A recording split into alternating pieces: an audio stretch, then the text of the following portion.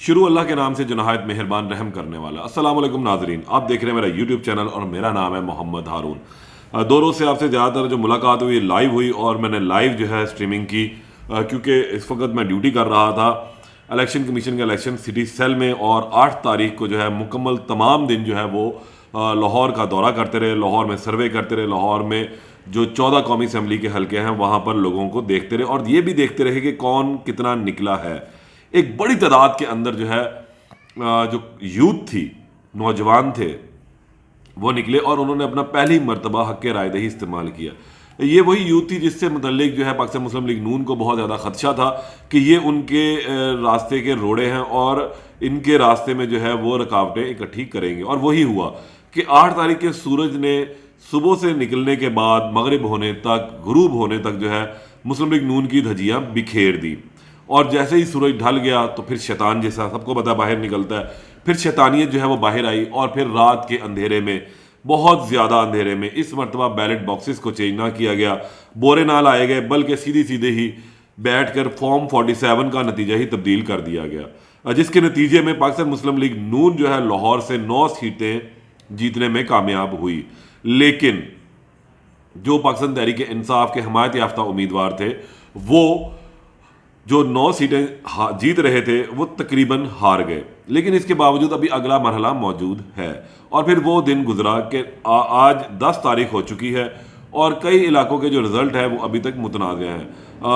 सुबह तकरीबन 9 बजे के करीब जो है वो NA 130 का जो रिज़ल्ट आया वो सबके लिए हैरान कुन था कि यकदम नवाज शरीफ जो है वो 60,000 की लीड से हल्का NA 130 से यास्मीन राशिद साहिबा से जीत गए। ये बड़ी ही हैरानकुन बात थी कि नवाज शरीफ इतने ज़्यादा वोटों से कैसे जीत गए, जबकि वो 10,000 वोटों की लीड से जो है वो हार रहे थे। यास्मीन राशिद साहिबा का जो आखिरी रिजल्ट मेरे पास आया था वो रात 3 बजे के करीब आया था, जब वो 43,000 की लीड पर थी और उस वक्त जो है इनको 12,000 की लीड थी, 43,000 इनके वोट थे और मियाँ नवाज शरीफ 27,000 वोट के ऊपर घूम रहे थे। RO का ऑफिस जो है बिल्कुल ही साथ था और मेरा जब वहाँ जाना हुआ तकरीबन कुछ 4 बजे के करीब सुबह, तो RO ने हमें अंदर जाने से रोक दिया। इससे पहले 1 बजे भी हमने अटैम्प्ट की थी, तब भी ना जाने दिया गया। लेकिन ये मालूम हो गया था उसी वक्त ही हमें कि यहाँ जो रिजल्ट आ रहे हैं वो ज़्यादातर डॉक्टर यास्मीन राशिद के हक में है। बहरकैफ ये सूरत हाल चलती रही। अब लाहौर की सूरत हाल बड़ी ही अजीब व गरीब हो चुकी है। इसके अलावा अगर हम पंजाब की सूरत हाल की बात भी करें तब भी सूरत हाल बहुत अजीब व गरीब है। आज़ाद उम्मीदवार जो तहरीक इंसाफ के हमायत याफ्ता हैं वो अब तक कौमी असम्बली की 100 से ज़्यादा नशिस्तें जीत चुके हैं, यानी कि बगैर बल्ले के सेंचुरी मुकम्मल कर ली गई है। इस मरतबा ये कहा गया कि स्टैम्प दे देंगे, गेंद दे देंगे, लेकिन बल्ला नहीं देंगे खेलने के लिए। लेकिन पाकिस्तानी कौम ने कहा कोई बात नहीं, हम गुल्ली डंडे वाला बल्ला ही इस्तेमाल कर लेंगे और फिर गुल्ली को बॉल बना लेंगे और डंडे को बल्ला समझ कर खेलेंगे। और फिर वही हुआ कि हर बॉल पर छक्का लगा और गेंद ग्राउंड से बाहर ही निकलती नजर आई। अब तकरीबन लाहौर की 1 2 3 4 5 6 जो 6 नशिस्तें हैं पाकिस्तान तहरीक इंसाफ ने हारी हैं और पाकिस्तान मुस्लिम लीग नून ने जीती हैं, इनके रिजल्ट जो हैं वो लाहौर हाई कोर्ट में चैलेंज कर दिए गए। हल्का NA 130 की बात सबसे पहले बात करूंगा कि यहाँ का जो फॉर्म 47 था वो पाकिस्तान की 75 साल तारीख का सबसे मुतनाज़ा तरीन फॉर्म 47 उभर कर सामने आया, जहाँ पर डाले गए वोट और निकलने वाले वोटों के अंदर भी डिफरेंस पाया गया। 14 के करीब उम्मीदवार जो थे उनमें से किसी को वोट ही नहीं पड़ा, सिर्फ 3 लोगों को वोट पड़ा, यानी कि उन्होंने अपना वोट भी नहीं डाला अपने आप को। तो ये भी एक अजीबोगरीब सूरत हाल सामने आई। तो इसलिए हल्का NA 130 से डॉक्टर यास्मीन राशिद साहिबा ने नवाज शरीफ की जीत को जो है वो लाहौर हाई कोर्ट में चैलेंज कर दिया और एक दरख्वास्त जो है लाहौर हाई कोर्ट में दायर कर दी है, और जिसमें मौक़िफ़ है कि फॉर्म 47 का नतीजा बदला गया, हमारे पास फॉर्म 45 मौजूद हैं, उसके मुताबिक नतीजे का ऐलान किया जाए तो मैं 50,000 वोटों की लीड से जीत रही हूँ। ये दरख्वास्त जो है लाहौर हाई कोर्ट में दायर कर दी गई। इसके बाद लाहौर की सबसे बड़ी जो सीट थी इस सीट के बाद वो थी ओन चौधरी वाली। ओन चौधरी को तो लोग जानते हैं, सिर्फ इस हद तक है कि ओन चौधरी वो शख्स हैं जिन्होंने इमरान खान के खिलाफ इद्दत केस के अंदर गवाही दी है। इससे ज़्यादा इनका कोई तारुफ नहीं। अगर बहुत ज़्यादा में मैं तारुफ करूँ तो ओम चौधरी नवाज शरीफ के कामों के ज़मरे में आते हैं, इमरान खान के कामों के ज़मरे में आते हैं। यानी कि वो इमरान खान के एक नौकर थे और इमरान खान ने इन्हें एक ब्रांड बना दिया। यानी कि इमरान खान के साथ चलने की वजह से और बुशरा बीबी के साथ निकाह के टाइम इनकी जो है थोड़ी तस्वीरें वायरल हुई तो ये पता लगा कि ओन चौधरी इमरान खान के बहुत करीब है और इमरान खान के साथ साथ चलते हैं।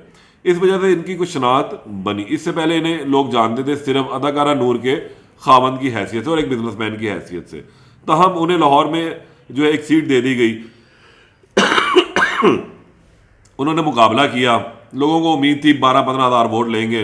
नून लीग खुद ओन चौधरी को पसंद नहीं करती, लेकिन ओन चौधरी ने रिकॉर्ड तोड़ वोट पूरे पाकिस्तान में हासिल किए, 1,72,000 वोट।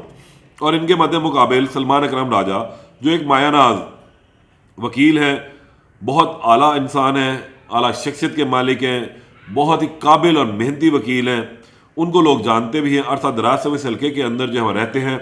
ये वो सीट थी हल्के की, हल्का NA 128 की, कि जब 2013 में पाकिस्तान मुस्लिम लीग नून ने लाहौर में स्वीप किया था, और तो सिर्फ उस वक्त भी एक सीट जो है शफकत महमूद साहब जो हैं वो यहाँ से जीते थे, और ये सीट थी NA की। और इसी सीट पे 2018 में शफकत महमूद दोबारा भी मुंतखब हुए, यानी कि ये हल्का पक्का पाकिस्तान तहरीक इंसाफ का था, और यहाँ से जो सीट है वो ओन चौधरी को दे दी गई। हैरानगी की बात थी। खैर, ये हल्का भी जो है अब मुतनाज़ा हुआ था, तो लाहौर हाईकोर्ट में इसको भी जो है सलमान अकरम राजा ने चैलेंज कर दिया। इसके बाद हल्का NA 119 जहाँ से मरीम नवाज साहिबा जीती, इबाद फारूक के भाई शहजाद फारूक ने जो है इसको चैलेंज कर दिया है। इसके अलावा हल्का NA 117 अलीम खान, इनके अपने जो पैटर्न चीफ हैं वो तो हार चुके हैं, और ये खुद सदर हैं, तो इन्होंने भी एड़ी चोटी का जोर लगवा कर फॉर्म 47 अपनी मर्जी का निकलवा लिया। ये भी चैलेंज हो गया है। अताउल्लाह तारड़ साहब को भी जो है पहले कोई नहीं जानता था, लेकिन गुज़िश्ता 2 साल में इन्होंने अपनी जगह बनाई सियासत में, इमरान खान के खिलाफ बोल बोल के। तो ये भी अब मुकाबले पर आ चुके थे, स्क्रीन पर आ चुके थे। इनकी भी जो है वो इनके मध्य मुकाबले जो है वो बिलावल भुट्टो थे और ज़हीर अब्बास खोखर थे। ज़हीर अब्बास खोखर ने जो है इनकी कामयाबी को चैलेंज कर दिया है। इसके अलावा हम चले जाए सैफुल मुल्क खोखर के हल्के पे, हल्का NA 126 है, यहाँ से मलक तौकीर ने जो है इनकी जो कामयाबी है उसको चैलेंज कर दिया है। मरीम नवाज साहिबा की भी जो है मैंने बताया चैलेंज हो चुकी है। हमदा शहबाज अभी तक बचे हुए हैं, लेकिन ये भी चैलेंज हो जाएगी। इसके अलावा जो सबसे बड़ी सीट थी पंजाब में वो थी रेहाना डार, यानी कि उस्मान डार की वालदा और ख्वाजा आसफ के दरमियान मुकाबला। ये मुकाबला 8 तारीख से पहले ही एक यकतरफा हो चुका था कि रेहाना डार साहिबा जो है वो यहाँ से जीती हुई थी, और फिर हुआ भी ये कि रात को उन्होंने एक विक्ट्री स्पीच भी की, लेकिन जब बाद में RO ने रिजल्ट जारी किया तो उसने ख्वाजा आसिफ साहब को जिता दिया। तो हम अब ये भी जो है चैलेंज कर दिया गया। उमर डार की अहलिया भी इलेक्शन लड़ रही थी सियालकोट से PP 146 से, तो उन्होंने भी अब चैलेंज किया, वहाँ से उनको भी हरा दिया गया। इसी तरह ही अगर हम बात करते हैं PP 162 की, तो यहाँ से भी जो है इलेक्शन मुतनाज़ा हो चुका, यहाँ से भी इलेक्शन चैलेंज हो चुका। राजा बिशारत ने अपने जो हार है, जहाँ वो 30,000 वोटों से जीते थे, उनका भी फॉर्म 47 तब्दील हुआ, तो उसको भी तब्दील कर दिया गया, तो उन्होंने भी चैलेंज कर दिया। ये लाहौर के हलकों की सूरत हालत जो मैंने आपको बताई, और उसके अलावा कुछ पंजाब के हलकों की, दीगर भी बहुत सारे हलके हैं। लेकिन अब होगा क्या? अब होगा ये कि जो सबसे पहले तो मैं ओन चौधरी वाले हलके की बात करूं कि ओन चौधरी के जो हलका है, यहाँ से लाहौर हाईकोर्ट ने जो हतमी रिजल्ट है वो जारी करने से रोक दिया है। इन सब ने जो है फॉर्म 47 के हवाले से दरख्वास्तें दी हैं, तो अब अदालत जो है वो RO को हुक्म देगी कि जो कैंडिडेट्स के पास फॉर्म 45 हैं उसके मुताबिक जो है आप अब इनकी रिकाउंटिंग करें। अब जब काउंटिंग होगी तो उसमें फॉर्म 45 के तहत जो है वो जो रिजल्ट बनेगा फिर वो फॉर्म 47 के ऊपर आएगा।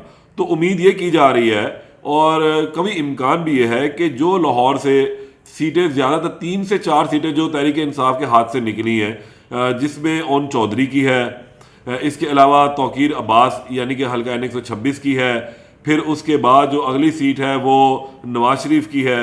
ये सीटें जो है वापस तहरीक इंसाफ के पास आ सकती हैं। इसमें कभी इम्कान मौजूद है कि फॉर्म 47 तो इस तरह है कि वो जो प्रिजाइडिंग ऑफिसर ने साइन करके दिया था वो तो तब्दील हो नहीं सकता, क्योंकि एक उसकी कॉपी जो है वो पोलिंग स्टेशन के बाहर आवेजा है, एक दोनों कैंडिडेट्स के पास मौजूद है।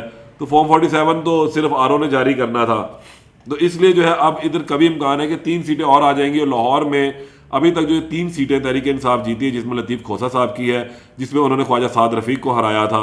इसके अलावा जो 2 सीटें हैं, जिसमें एक सीट इनके पास शेख रोहेल असगर वाली आई है, उसमें भी जो है वो तो खैर चैलेंज ही नहीं की रोहेल असगर साहब ने, उन्होंने भी खुले दिल से, और ख्वाजा साद रफ़ीक ने भी खुले दिल से इसको अपनी शिकस्त को जो है वह कबूल कर लिया है।